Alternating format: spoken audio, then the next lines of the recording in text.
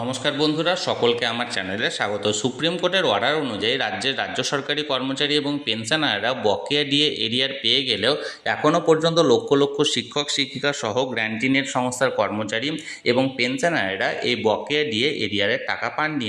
এমতো অবস্থায় কি বলা হয়েছে অর্ডারে, অর্থাৎ আদৌ এই গ্র্যান্টিনেট সংস্থার কর্মচারীরা বকেয়া ডিএ এরিয়ার পাবেন কি পাবেন না, সেই নিয়ে অনেকেই জানতে চাইছেন। আজকের ভিডিওতে বিস্তারিতভাবে আলোচনা করব গ্র্যান্টিন এড সংস্থার কর্মচারীদের পাওনা বকেয়া ডিএ এরিয়া সংক্রান্ত অর্ডারে কি বলা হয়েছে সেই বিষয়ে। ভিডিওটি প্রথম থেকে শেষ পর্যন্ত অবশ্যই দেখুন এবং ভালো লেগে থাকলেও অবশ্যই একটি লাইক করুন এবং সকলের সঙ্গে শেয়ার করুন। আর সেই সাথে চ্যানেলে প্রথমবার হলে অবশ্যই চ্যানেলটিকে সাবস্ক্রাইব করে রাখুন। তাহলে চলুন আমরা বিস্তারিত জেনে নিই। দেখুন, সর্বপ্রথমে গত 5ই ফেব্রুয়ারি সুপ্রিম কোর্টের তরফ থেকে যে রায়টি এখানে ঘোষণা করা হয়েছে, সেই রায়ে এটা স্পষ্টত বলা হয়েছিল যে পঞ্চম বেতন কমিশন অর্থাৎ রোপা 2009 অনুযায়ী যে সমস্ত কর্মচারীদের বেতন এবং পেনশন পুনর্গঠন করা হয়েছে তারা প্রত্যেকেই এই বকেয়া ডিএ এরিয়ার পাওয়ার জন্য যোগ্য। এবং তার পাশাপাশি সংগ্রামী যৌথ মঞ্চের তরফ থেকে ভাস্কর বাবুও জানিয়েছিলেন যে এখানে যে সমস্ত পিটিশনাররা জয়েন করেছিল এই কেসে, সেই পিটিশনাররা যে যে ডিপার্টমেন্টের সঙ্গে যুক্ত সেই সমস্ত ডিপার্টমেন্টকে এই বকেয়া ডিএ এরিয়া সংক্রান্ত সমস্ত টাকা পেমেন্ট করতে হবে। এবং এই সংক্রান্ত আমরা প্রথমত জানবো যে পঞ্চম বেতন কমিশনে যে অর্ডারটি দেওয়া হয়েছিল অর্থাৎ পে কমিশনের রিপোর্ট, সেই রিপোর্টের ডিএ সংক্রান্ত কি বলা হয়েছিল। দেখুন, এখানে আমি শেয়ার করেছি, এখানে বলা হয়েছে dearness allowance consequent upon revision of pay of government employees in accordance with the West Bengal Service Rules 2009. The dearness allowance to which a government employee is entitled from time to time since the first day of January 2006 needs to be related to pay in the revised pay structure. Necessary government order in this regard has been issued with Finance Department memo number. অর্থাৎ dearness allowance এখানে রোপা rule অনুযায়ী dearness allowance সমস্ত কর্মচারীদের first day of January 2006 থেকে time to time এখানে পর্যালোচনা করা হবে। এবং তার পাশাপাশি বিগত সরকারের আমলেও একটি অর্ডার এখানে জারি করা হয়েছিল, সেই অর্ডারটি দেখলে এই বিষয়টি আরও ক্লিয়ার হবে। দেখুন, এখানে আমি অর্ডারটি এখানে শেয়ার করেছি যে 10ই এপ্রিল 2026 এই অর্ডারটি জারি করা হয়েছিল বিগত সরকারের আমলে, সেখানে government of West Bengal finance department Nabanna থেকে।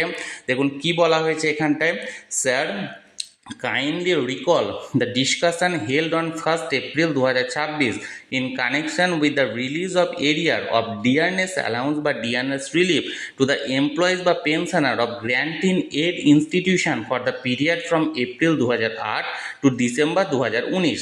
অর্থাৎ এখানে যে মিটিংটা হয়েছিল 1st এপ্রিল 2026, সেই মিটিং সংক্রান্ত এই বিষয়গুলো অর্থাৎ ডিএ এবং ডিআর অর্থাৎ এমপ্লয়ীদের জন্য ডিএ এবং পেনশনারদের জন্য ডিআর সংক্রান্ত গ্র্যান্টিনেট সংস্থা যে সমস্ত আছেন তাদের এপ্রিল 2008 থেকে ডিসেম্বর 2019 সংক্রান্ত এই যে ডিএ প্রদানের বিষয়টি সেটা নিয়ে এখানে মিটিংটা হয়েছিল।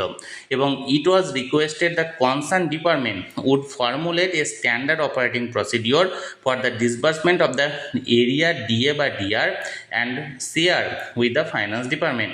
এবং সংশ্লিষ্ট দপ্তর অর্থাৎ যে যে ডিপার্টমেন্টগুলি এই গ্র্যান্টিনেট সংস্থার সঙ্গে যুক্ত আছে সেই সংশ্লিষ্ট দপ্তর একটা স্ট্যান্ডার্ড অপারেটিং প্রসিডিওর এখানে জারি করবে যাতে করে ডিএ বা ডিআরটা ফাইন্যান্স ডিপার্টমেন্টের তরফ থেকে ইমিডিয়েট রিলিজ করা হতে হয় বা রিলিজ করা যায়।